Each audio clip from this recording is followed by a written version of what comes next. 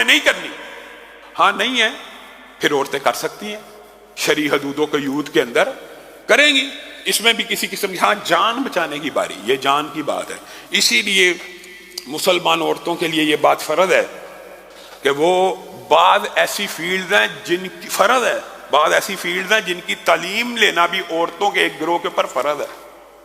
کیوں؟ اس لیے کہ عورتوں کا اگر ان فیلڈز کے اندر، ان تعلیمی میادین کے اندر رجحان نہیں ہوگا، تعلیم نہیں ہوگی، تو باقی مسلمان بیٹیوں کا پردہ محفوظ نہیں رہے گا۔ مثال دے رہا ہوں، اگر عورتیں گائناکالوجسٹ نہیں بنیں گی تو مسلمان بیٹیوں کا پردہ محفوظ نہیں رہے گا۔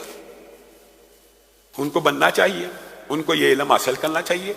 عورتیں اگر ٹیچر نہیں ہوں گی تو مسلمان بیٹیوں کا پردہ کیسے محفوظ رہے گا؟ یہ علم بعض تو فرائض میں سے شامل ہیں، بعض تو فرائض میں سے ہیں کہ امت کے اندر، گروہوں کے اندر ایسی عورتیں ہونی چاہیے جو ایک خاص فیلڈ میں اسپیسیفیکیشن ان کی ہو تاکہ دیگر مسلمان عورتوں کا پردہ بچ سکے۔ خیر، رسول اللہ صلی اللہ علیہ وسلم اس جنگ سے واپس آ رہے ہیں، حضرت حمنہ بنت جہش کو رسول اللہ صلی اللہ علیہ وسلم نے دیکھ لیا، کہا حمنہ میں تجھے صبر کا کہتا ہوں اور اجر کا وعدہ کرتا ہوں، اور اللہ رب العزت سے دعا کر اللہ تعالیٰ اسے جنت میں جگہ دے۔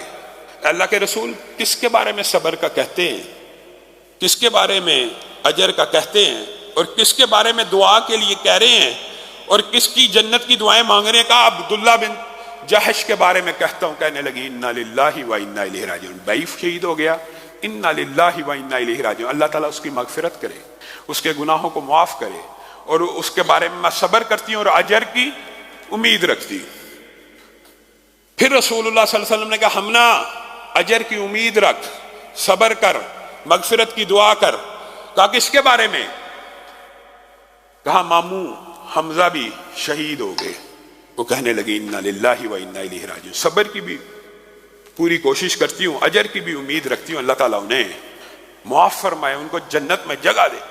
حمنہ صبر کر، اجر کی امید رکھ، مغفرت کی دعا کر۔ اے اللہ کے رسول کس کے بارے میں؟ کہا آپ کے خامن مصعب بن عمیر بھی شہید ہو گئے۔